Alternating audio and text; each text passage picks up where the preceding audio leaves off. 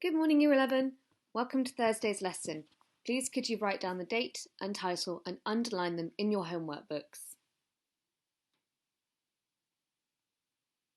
So we're continuing today with question 2, summarising. By the end of the lesson today, you will be able to synthesise implicit and explicit information based on 2 extracts. Last lesson we just looked at 1 extract and summarised information. And you'll be able to summarise the similarities or differences between the views presented. When you see the pen and pause icon, please pause your video and write down the information. If I neglect to put them on the screen, I will always tell you when you need to write something down. Starting today with our keywords. So you're going to see the word Orwell today, and you need to understand who George Orwell was. George Orwell was an author who published a famous novel called 1984 in 1949. So he wrote a novel about the future. In his novel, the government controls its people using something called telescreens, so little like our TV screens. And through these telescreens, they're able to monitor and constantly watch their society. This is a dystopian novel. A dystopia is a depiction of our future where there is great suffering and injustice. As you can see in the image I've included of a front cover from the book, it shows a man glowering out. This man is Big Brother. If you've ever heard the phrase, Big Brother is watching you, it's from this novel. Please pause your video now and write down this key information. Thank you. Let's move on. So this is a recap of what the question looks like. Question 2 for Language Paper 2. You will always need to read and refer to 2 sources. These are entire extracts, a page each. Both sources will describe a similar topic. In this example question, it shows you that they are referring to boards used for surfing. You'll be asked to use details from both sources to write a summary of what you understand about something. In this case, the different boards used by the surfers. You could be asked to look for a similarity or a difference, and the question will always have a focus. So word recap. Synthesizing is required so that you can find similarities or differences between 2 sources. So you will see today how I'm going to find similarities or differences in 2 sources about the internet. So you synthesize, gather the information and compare them when you write your summary. This is our question for today. So you're going to receive 2 short sources. They're going to be about the internet, and you and I are going to write a summary of what we understand about the different opinions of the internet these 2 short sources show us. So the task today is to read the sources carefully and first of all consider their different viewpoints. And then we're going to synthesize the information into a summary. To answer the question successfully, we'll read the question and the sources carefully, we'll focus on the differences, and then we'll find quotes and we'll make inferences from these quotations. Before we begin and read the sources, you need to create this table in your books. You need to leave, I would say, almost probably about 8 lines for each of these boxes, because like we did yesterday, you're going to write a statement, quote, inference in each of these boxes. So that's quite a lot. It might even be wise just to draw the outline of the box, leave off this line here and these 2 lines, so you can fill it in and then draw a line after you've done your first paragraph, fill it in, draw a line. So it might be worth just doing the outline of this box with these 2 subheadings. Please could you write down the question as well. Pause your video and do this now. Thank you. Now let's get on to reading our sources. So our sources are about the internet today. This is all you are required to read. So as I told you yesterday, I'm breaking you in nice and easily and gently into how you have to do this question. So this is the only information you have for your source A. In the actual exam, you would have an entire page of writing to read. So let's start reading. Pause the video if you would like to read this on your own, or allow it to play if you'd like me to read it to you. Some people think the internet is a good thing, the most powerful educational tool the world has ever known. It's preserving our history, making sure that in the future we never forget the past.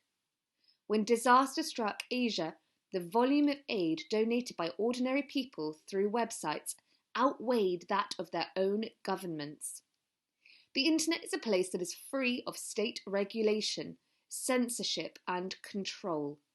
The only place where freedom of speech truly exists. Orwell was wrong.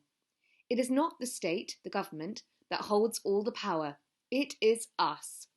Some people think the internet is a good thing. What do you think?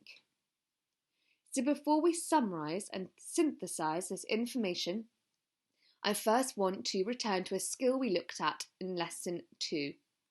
Checking and understanding you're still able to identify a person's viewpoint. So, you are going to answer this question. What is this person's viewpoint of the internet? You have a sentence starter here. The view of this writer is that the internet is, and I want you to list 3 adjectives, which explains how this writer feels about the internet. You have some adjectives here if you require a little support. Try to use your own ideas though. If you're not used to my style of teaching and want to use these adjectives, if you see a word in brackets after the word, it's me providing you with a simpler definition. You must also, once you've chosen your 3 adjectives, you must find 3 quotations to show that your adjectives are supported in this extract. Please pause the video to do this now. Super. You should have completed this task easily. We're now going to read the opposite viewpoint of the internet. So again, pause the video if you would like to read this on your own, or continue to let it play if you'd like me to read it to you. Some people think the internet is a bad thing. Somewhere your identity can be stolen, your home invaded, and your savings robbed without anyone setting foot inside your door. It is one of the most dangerous weapons ever created. A way for the unhinged, the mad, to spread evil, free of supervision or censorship. A place for mankind to exercise its darkest desires. An open market where you can purchase anything you want. Orwell was right. The internet has taken us to a place where everything we do is watched, monitored, and processed without us ever realising. Some people think the internet is a bad thing. What do you think? So again, same activity to check that you're still managing to do this skill of identifying a writer's viewpoint. You have the extract here for you on the page. You need to answer the question, what is this person's viewpoint of the internet? Choose 3 adjectives, either from your own heads or you have some here to support you, and then you must choose 3 quotations that support your adjective selection. Please pause the video to do this now. Thank you. Now we can move on to summarising and synthesising. So here, on this slide, I've put the 2 opposing viewpoints side by side. If it helps you when you come on to do your independent task in a moment, you can rewind to this slide and use it to compare ideas and quotations. So now we're going to use the table that you drew into your book. This table is going to help us sort out our ideas and draw comparisons between both of the articles. So, in this left-hand column here, we have source A, which is pro, which means for the internet. Now, let's remind you, you need to be able to squid, SQI. This stands for statement, quote, inference. Then once you've done your table, you will start using the difference and the connective to. For now though, we're focusing on making a statement, a point, providing a quote to support this point, and making an inference about our quotation. Now you need to remember You do not need to analyse language for this question. This question is extremely easy. If you recall the old-fashioned PEE, make a point, provide evidence, and explain, this is essentially what this is. No language analysis. You use your inference skills. So you read between the lines and consider clues. In a moment, we're going to pause the video and you are going to have a read through these on your own.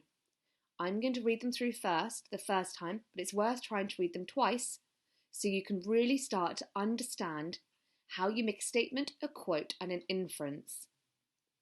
Let's start with pro the internet. My statement, which is just a factual, short sentence, is the internet makes people more philanthropic and compassionate. Philanthropic is being charitable, giving to others. Compassionate is caring about others' well-being. Here's my quote to support my statement. Aid donated by ordinary people outweighed the government. Now I've shortened the quote by taking some words out and putting a ... You can do this too. The examiner wants you to select short quotations. Mine was a bit wordy, so I purposefully took some words out. If you do that though, you must put the ... to show me and the examiner you've removed words. Here is my inference. This is where I'm reading between the lines. The internet provides a window to world events, making people feel more aware of catastrophes, which means terrible disasters. So it feels like it's happening on your doorstep, not far away, so you want to help. This is my inference about this quotation here, explaining why people are more compassionate and philanthropic. I've explained because ordinary people feel that they can help. The internet makes our world very small. We can contact people in Australia, America, we can see them. We can learn about world events really quickly with a click of our fingers. So rather than it feeling like it's far away and not related to us, it can actually feel very close to home, making us perhaps want to be able to help other people around the world. Let's now read this one, which is a little simpler. The internet is not safe. Short, factual statement.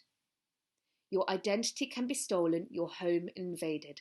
A short quotation that supports my statement that the internet is not safe. And now I've used my inference skills to explain this quotation. The internet can leave you vulnerable and unprotected. It's a dangerous place where hackers can do significant, great damage to your life or loved ones. So your life could be destroyed if your identity is stolen. And if your home is invaded, it puts your loved ones at risk. So you are vulnerable and you are possibly unprotected.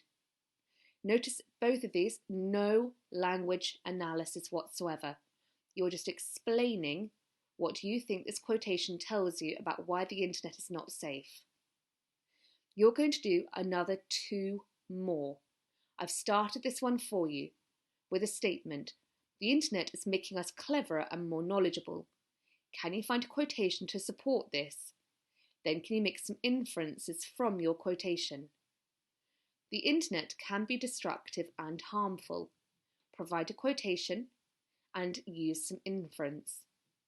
Inference is just explaining how this quote shows your statement is accurate. You then need to do another one for this third box here, which I've deliberately left blank, so you are entirely independent. This should take you about 20 minutes. Please pause the video and start this task. Super! Hopefully you are successful. Now, we're going to end the lesson by actually producing this as a written up exam response. So this is what the question will look like. You need to refer to both source A and B, write a summary of the differences in each extract. Now I'm aware some of you will be thinking, oh, we've just done that, miss, here. It's not going to harm you. In fact, it'll be really beneficial for you to put this detailed plan into actual paragraphs that you would put into an exam paper, because Part of getting the marks is being able to explore differences. The D of squid and the use of connectives, which we haven't done yet. I also want you to improve these responses that you have here by using verbs of inference and by using words related to differences. So, for example, however, source B, contradictorily, source B, differing from source A, source B presents the internet as. And again, using verbs of inference. I've written this out for you to begin with if you'd like to use this one, or you can just start with your own. Source A presents the internet as a place where your identity can be stolen, which suggests, or you could do depicts and signifies.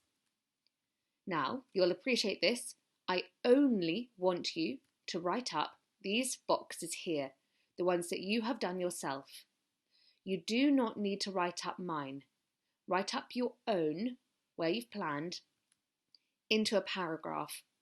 If that is tricky or you struggled with this task, you can, go back on. You can use my sentence opener and write out my examples. Try to write out your own though. This should take you another 15 to 20 minutes. Please pause the video now to complete this task. Thank you.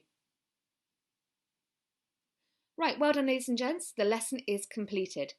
So by the end of the lesson today, you should now be able to synthesize implicit and explicit information based on 2 extracts, and you should be able to summarize similarities, or in this case, differences between the views presented. Well done. I hope you have a wonderful rest of your day, and I will see you tomorrow. Bye.